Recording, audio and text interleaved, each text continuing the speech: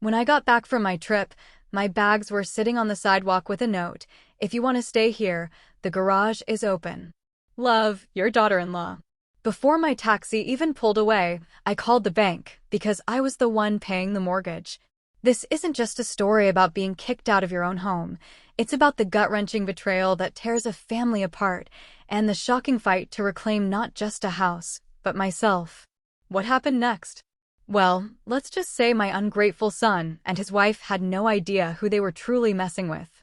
I had just gotten back from a week visiting my sister in Colorado, dreaming of nothing more than my favorite armchair and a hot cup of tea. Instead, I stood on the sidewalk, rain clouds gathering ominously above, staring at my entire life for neatly stacked suitcases. Right then, a heavy dread settled in my stomach. Tucked under the handle of my largest bag was a note. Its sharp, slanted handwriting instantly recognizable. If you want to stay here, we have the garage. Your loving daughter-in-law. My hands shook as I read it again. The garage? For me? In my home? This wasn't just any house. This was the home Richard and I had built, brick by brick, 35 years ago when Gregory was just a baby. Every tree in the yard, every fixture, every painted wall held a memory. After Richard passed 2 years ago, I'd legally signed the house over to Gregory and Vanessa, hoping to help them out. But here's the kicker, I was still secretly paying the mortgage. Every single month. Before the taxi even had a chance to pull away, I fumbled for my phone and dialed the bank. I needed to hear it, even though I already knew. Yes, Mrs. Wilson, the customer service rep confirmed, your automatic payment of $1,867 went through last Friday as scheduled. A heavy drop of rain splattered on my forehead, mirroring the tears that finally broke free. There I stood, a 68-year-old woman, watching the sky open up as if giving me permission to break down too. I should have seen this coming. The sideways glances when I mentioned redecorating, the not-so-subtle hints about senior communities, moving my reading chair to the basement last Christmas. They were small things then, but they weren't small anymore. The garage door was unlocked, a pathetic welcome. Inside, a twin mattress lay against one wall with a tiny nightstand and lamp. My clothes hung on a portable rack.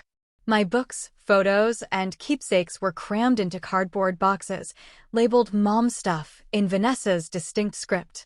I sank onto the mattress, the cold concrete floor seeping into my bones. Through the small window, I could see my house, the place where I'd raised my son, buried my husband, and now, apparently, lost my place in the world.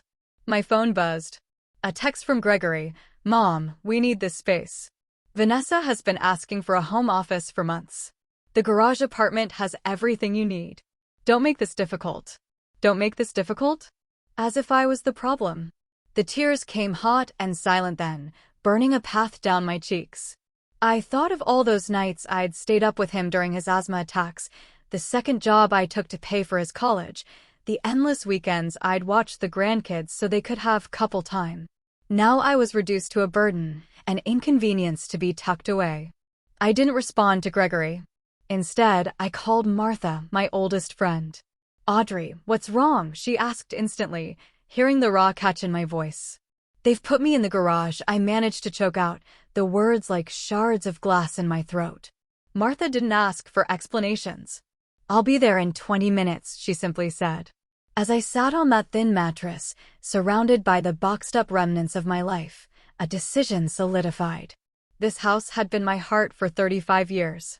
My love, my savings, my dreams, everything poured into it. And now they thought they could just push me aside? The garage door rattled as the rain intensified. I looked at my trembling hands and slowly curled them into fists. They had no idea who they were dealing with. I wasn't just Gregory's mother or Richard's widow. I was Audrey Wilson, and I was done being invisible. Martha's spare bedroom wasn't much, but after 3 days in a sterile motel room, a place whose name, Sunset Motel, felt eerily appropriate for this chapter of my life, it was a haven. "You can stay as long as you need," Martha insisted, placing a warm mug of coffee in my hands. "Jim and I rattle around in this house like 2 peas in a barrel." I appreciated it, but I knew this couldn't be permanent. "I need to figure out what to do about the house," I told her. "You mean your house?" Martha corrected, her eyes narrowing. The one you're still paying for? She knew Richard, watched Gregory grow up, and unlike my own son, she remembered who I was before I became invisible. I stared into my coffee. After Richard died, I thought giving Gregory and Vanessa the house would help them. They'd just had Emma, money was tight. Martha finished my sentence, and they took advantage.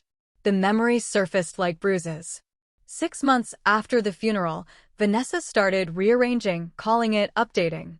My suggestions were dismissed. My belongings migrated to closets, then to the basement, then to storage bins. You know what Vanessa said when I objected to her throwing out Richard's fishing gear? We need to move forward, not live in a museum. As if my husband's memory was just clutter. Martha squeezed my hand. What about Gregory? Surely he stood up for you. I laughed, a hollow sound. Gregory said I was being difficult, that I needed to adapt to the new normal. His new normal apparently meant forgetting his father and sidelining his mother. The control had been so gradual, I barely noticed. First the kitchen, then complaints about my TV, my friends, my gardening. Each surrender only emboldened them. The worst part is I enabled it all, I admitted. I kept paying the mortgage because I was afraid they'd struggle financially. I wanted to help them, to be useful, to be loved. Martha's words, though gentle, stung. I'd been buying my place in that house, in my own son's life, one mortgage payment at a time. My phone buzzed. A text from Gregory. Mom, when are you coming to get the rest of your things? We need to convert the garage for Emma's playroom. My hand trembled. That ungrateful little Martha bit off the word. Audrey, there's something you should know. I didn't want to tell you because I knew it would hurt, but you deserve the truth. My stomach tightened. What is it? Martha's voice dropped. Last month at book club, Vanessa was there. She'd had a few glasses of wine. They're putting the house on the market, Audrey. They want to buy that new construction in Oakwood Hills. The room seemed to tilt. They're selling my house? They think it's their house, Martha said softly. And technically, legally, it is. But morally, that's another story. 35 years of memories flashed through my mind, bringing baby Gregory home, birthday parties, Richard's garden, his last breaths in our bedroom. And they were going to sell it all to strangers without a second thought? What am I going to do? I whispered. Martha's eyes hardened. First, you're going to stop paying their mortgage. Let's see how quickly their plans change when the bank starts calling. But my credit. I protested weakly. Second, she continued, you're going to talk to my nephew, Brian. He's a lawyer who specializes in elder rights. There has to be some legal recourse here. I'm not elderly, I managed, but Martha just arched an eyebrow. You're old enough to be treated with respect, which is not what's happening here. She was right. For 2 years, I'd been shrinking myself, becoming smaller to avoid being a burden. And where had it gotten me? Evicted from my own home. As the reality crystallized, a slow-burning anger, almost foreign to me, emerged. Okay, I said, straightening my shoulders. Let's talk to Brian. Martha squeezed my hand. That's my girl. And Audrey, remember who you are. You're Audrey Wilson, and it's about time everyone remembered that. For the first time, I felt a flicker of hope. Or maybe it was just raw determination. Either way, I wasn't going down without a fight. Brian, Martha's nephew, was not what I expected. He looked more like a college professor in his jeans and Henley shirt. But his eyes were sharp as he reviewed my mortgage statements. So, you've been making payments on a house that's no longer in your name, he said, frowning. And your son and daughter-in-law have been living there rent-free while planning to sell it? Put so bluntly, it sounded absurd. Yes, I said, embarrassment flushing my cheeks. And they evicted you to the garage? I nodded. How had I let things get this far? You have options, Brian stated. The financial arrangements could constitute a verbal contract. At minimum, you could sue for recovery of the mortgage payments you've made. Martha, who had been unusually quiet, spoke up. She needs to confront them first. Make them understand what they've done. Brian looked skeptical, but I knew Martha was right. Before taking legal action against my own son, I needed to give him one last chance. That's how I found myself standing on the porch of my own home the next day, heart pounding as I rang the doorbell. I'd lived in this house since before Gregory was born, Yet here I was, a visitor needing permission to enter. Vanessa answered, her surprise quickly masked by a tight smile. Audrey, we weren't expecting you. I need to speak with you and Gregory, I said, my voice steadier than I felt. She hesitated, then stepped aside. Of course, come in. The living room had changed again. My reading lamp was gone, replaced by something modern. The family photos on the mantel rearranged, several of Richard now missing. Gregory emerged from the kitchen, wiping his hands on a dish towel. Mom, what are you doing here? I came to talk about the house, I said. Martha told me you're planning to sell it. Their exchanged glance confirmed everything. We were going to tell you, Gregory said, not quite meeting my eyes. Once everything was finalized. Finalized? I echoed. This was my home for 35 years. Your father and I built this house. We raised you here. Vanessa sighed dramatically. Audrey, we understand you have sentimental attachments, but we need to do what's best for our family now. Your family, I repeated. And what am I? An uncomfortable silence stretched. Mom, Gregory finally said, his tone infuriatingly patronizing. You signed the house over to us. We appreciate everything you've done, but it's our property now. We get to decide what happens to it. I took a deep breath. I've been paying the mortgage for the past 2 years. Every month, $1,867 from my account to keep a roof over your heads. Another glance between them. That was your choice, Vanessa said coolly. We never asked you to do that. My hands began to tremble. I did it to help you, because that's what family does. And we're grateful, Gregory said, though his tone suggested anything but. But that doesn't change the legal situation. The house is ours. So my 35 years here, my financial support, my role in this family, none of that matters? Gregory shrugged, uncomfortable but unmoved. Mom, you're making this more dramatic than it needs to be. We can help you find a nice senior apartment. I don't need a nice senior apartment, I snapped. I need my son to show an ounce of decency and respect. Vanessa stepped forward, her smile tight. Audrey, I think you're getting emotional. Perhaps we should continue this conversation another time. That's when I knew, truly knew, there was no fixing this. The son I'd raised, the boy I'd loved with every fiber of my being was gone. In his place stood a stranger who saw me as nothing more than an obligation, a problem to be managed. I've stopped the automatic mortgage payments, I said quietly. Gregory's expression changed instantly. You what? If you want to sell my home, you'll need to pay for it yourselves. You can't do that. Vanessa's voice rose. What about our credit? We have plans. Yes, I said. I hear Oakwood Hills is lovely this time of year. Gregory's face darkened. Mom, the house was Dad's gift to me. You know that it was never really yours. The words hit me like a physical blow. Never really yours. 35 years of my life dismissed in 5 words. I see, I said, my voice barely audible. Well, then I suppose there's nothing left to discuss. I turned to leave, my legs unsteady.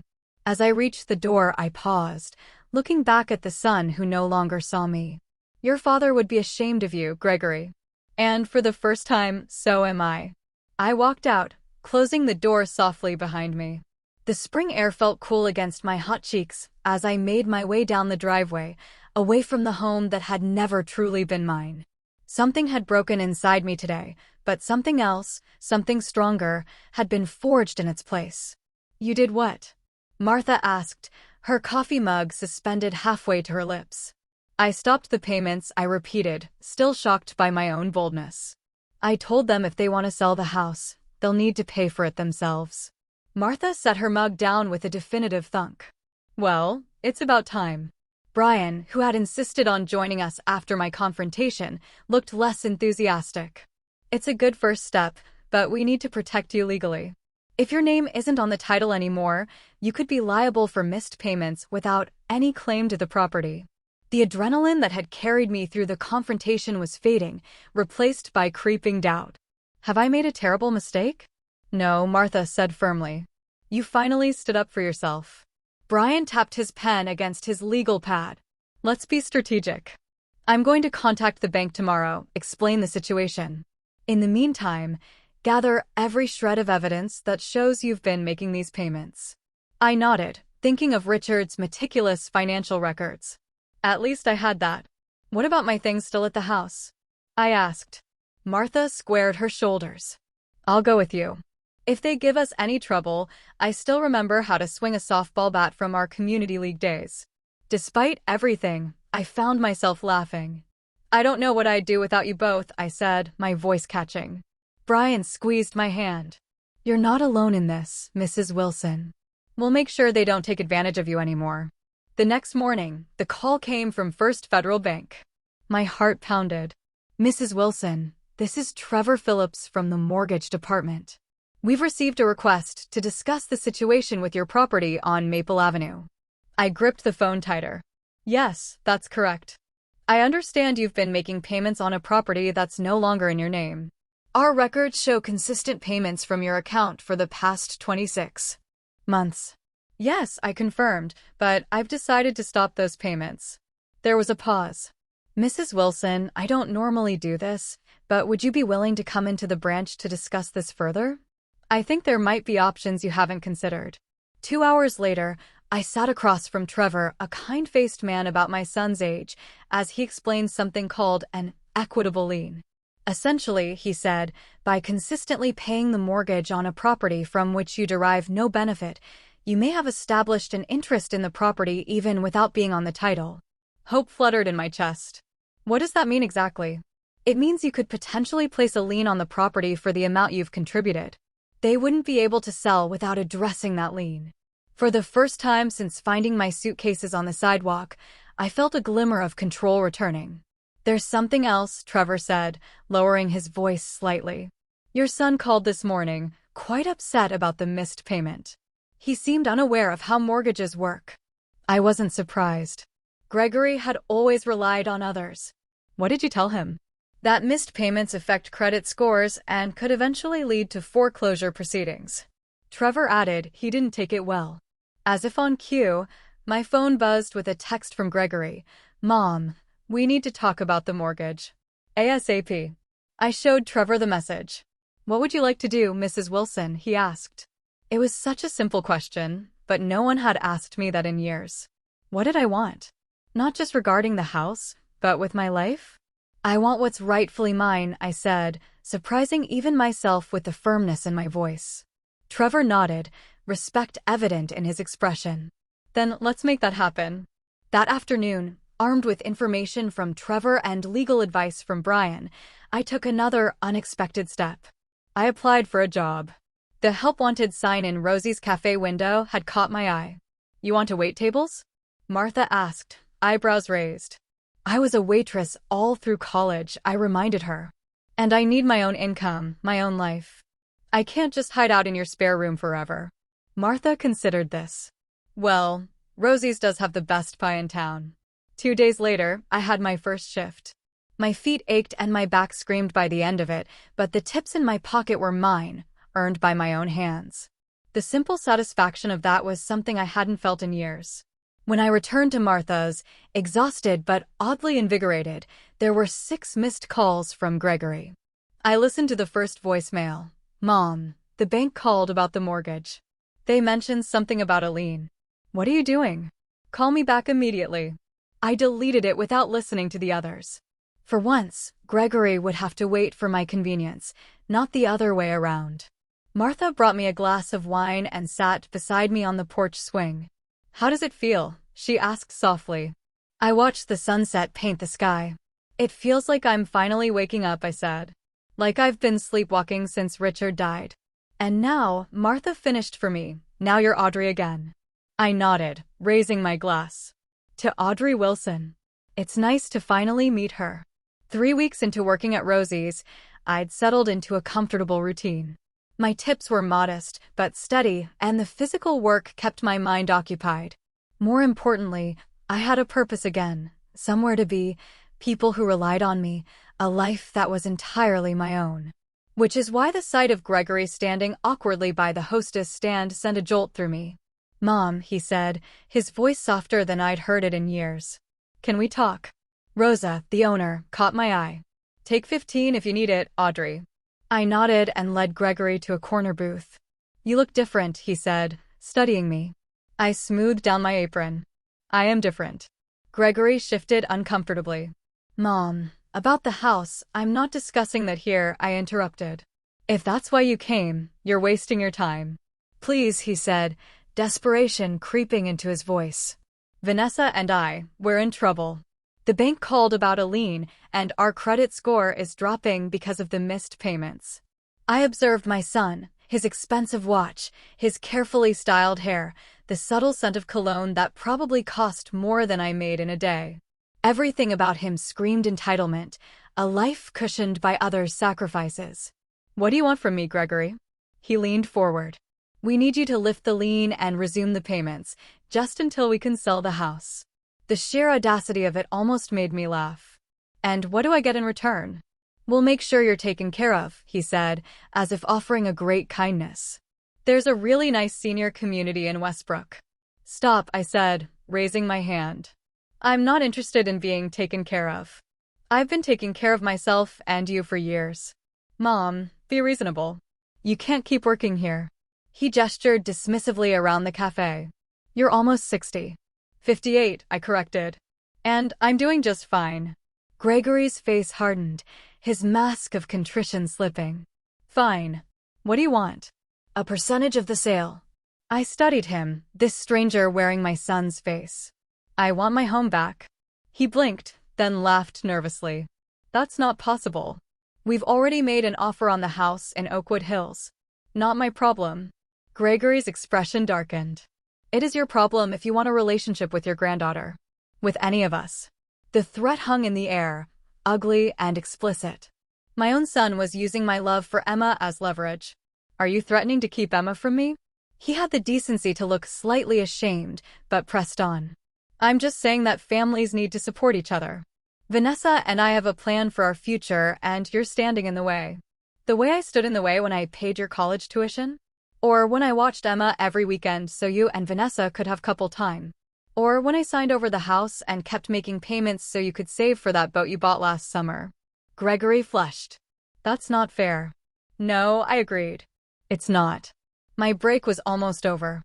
I slid out of the booth and stood, straightening my apron. I need to get back to work. Mom, please. Gregory's voice cracked slightly. We need this. The house in Oakwood Hills is perfect. We can't lose it. For a moment, I saw the little boy who used to climb into my lap with scraped knees, looking to me to make everything better. But that boy was gone. In his place sat a man who saw me as nothing more than a means to an end. I'll think about it, I said finally. But I need something in writing from you and Vanessa first. Meet me at Brian Wallace's office tomorrow at 2 p.m. Relief washed over Gregory's face. Thank you, Mom. You won't regret this. As he left, I wondered if I already did. The next day, I arrived at Brian's office early, my stomach in knots. I'd barely slept, going over the decision I'd reached in the middle of the night. Gregory and Vanessa arrived precisely at 2, dressed for a business meeting. Vanessa's smile was tight but triumphant as they took seats across from Brian's desk. Thank you for coming, Brian began formally. Mrs. Wilson has considered your request regarding the property on Maple Avenue. We appreciate that, Vanessa interjected smoothly. We're certain we can reach an agreement that benefits everyone. Brian slid a document across the desk. This is what Mrs. Wilson proposes. Gregory picked it up, scanning the contents. His expression shifted from hopeful to confused to angry in seconds. What is this? He demanded. That, I said calmly, is my condition for lifting the lien. I will resume mortgage payments, but the house will be sold to me, not to strangers. Vanessa snatched the paper. This is ridiculous. You want us to sell you the house for the remaining mortgage balance? It's worth at least 3 times that. It's worth exactly what I've put into it, I replied. 35 years of payments, repairs, and improvements. Gregory's face turned an alarming shade of red. You can't do this. The house is legally ours. With a lien against it, Brian pointed out, which significantly complicates any potential sale. We'll fight this. Vanessa said, her voice cold. We'll get our own lawyer. I nodded, having expected this reaction. You can try, but the legal proceedings will take time. Months, maybe years. Your credit scores will continue to suffer, and that dream house in Oakwood Hills will go to someone else. The truth of this sank in. Gregory and Vanessa had overextended themselves, counting on a quick sale of my house to finance their upgrade. You planned this all along, Gregory accused, his voice barely above a whisper. From the moment we moved you to the garage. No, I said quietly. I just finally stopped allowing myself to be used. Vanessa stood abruptly. We need to discuss this privately. As they stepped out, Brian gave me an approving nod. You're doing the right thing, Mrs. Wilson. I wasn't so sure. The look of betrayal in Gregory's eyes haunted me. Had I become as calculating and cold as they were? Before I could dwell on it further, the office door opened. Gregory and Vanessa returned, faces grim, but resigned. We'll accept your offer, Gregory said stiffly. But I hope you realize what this means for our relationship. I met my son's gaze steadily. I do. And I hope someday you'll realize what it meant when you put my suitcases on the sidewalk. The first night back in my house, I couldn't sleep. I wandered from room to room, touching familiar walls, tracing the doorframe where we'd marked Gregory's height each year, standing in the kitchen where Richard and I had danced on our 30th anniversary. It had been 3 months since the confrontation in Brian's office, 3 months of legal paperwork, of tense exchanges with Gregory and Vanessa as they reluctantly moved out, of rebuilding my life piece by piece. The house felt both familiar and strange. Vanessa had repainted several rooms in trendy grays and whites, removing the warm yellows and blues Richard and I had chosen. The kitchen had been remodeled with sleek, impersonal appliances. But underneath the cosmetic changes, the bones of the home remained. The squeaky third step, the way sunlight filtered through the bay window, the slight tilt to the floor in the upstairs hallway that Richard could never quite fix. I stood in the master bedroom, now empty except for the bed I brought from Martha's spare room. This room, where Richard and I had shared our lives, where he had taken his last breath, felt sacred somehow. I'm home, I whispered, as if he might hear me.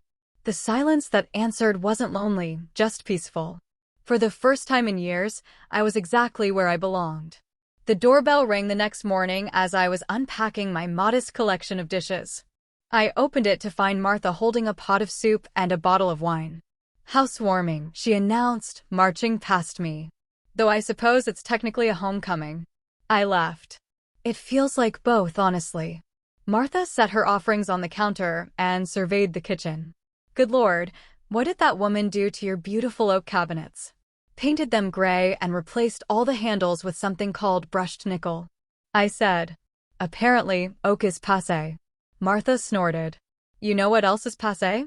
Throwing your mother-in-law out on the street. We both laughed, though the hurt beneath the humor was still raw. Have you heard from them? Martha asked as she helped me unpack. I shook my head. Not since the closing. Gregory made it clear that I'd chosen the house over them. That's not what happened, and you know it, Martha said firmly. You chose self-respect. There's a difference.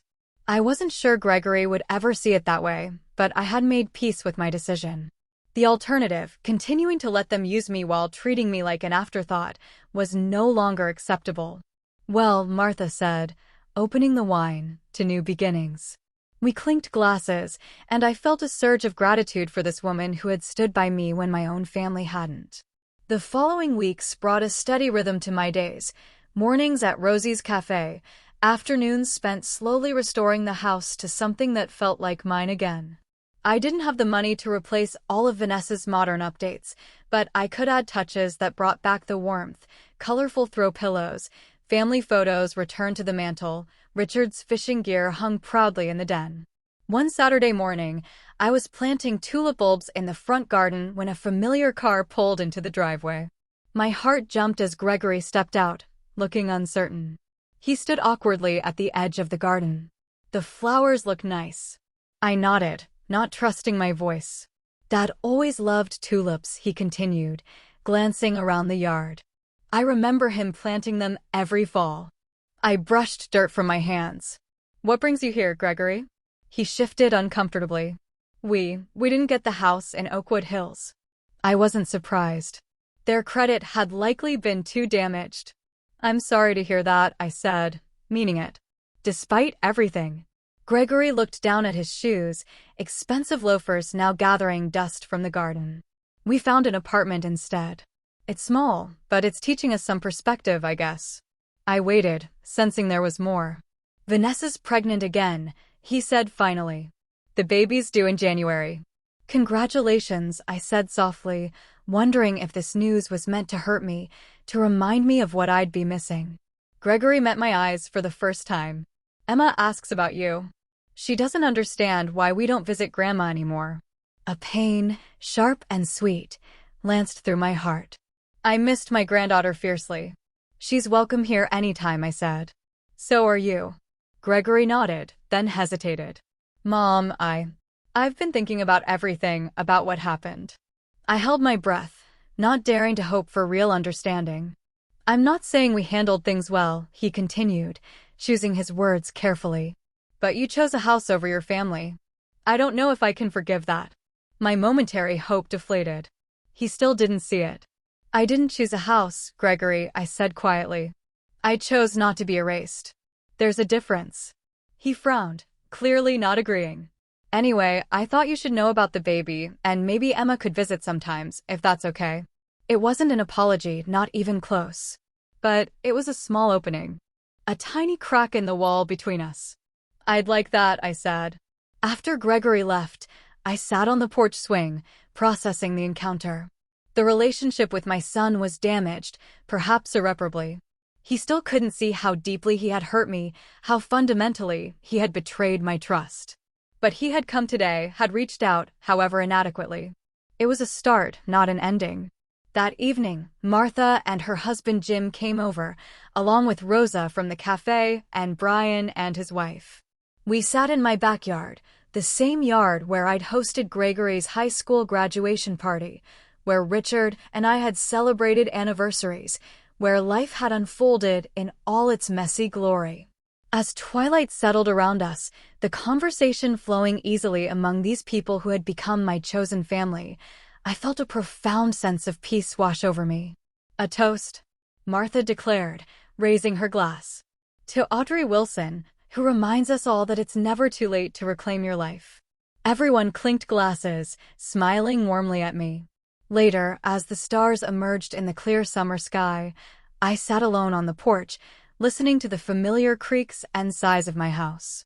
I thought of Richard, of the life we'd built, of the son we'd raised who had somehow lost his way. I thought of the woman I'd become in these past months, stronger, more determined, unwilling to be diminished for anyone's convenience. The house around me wasn't just walls and a roof.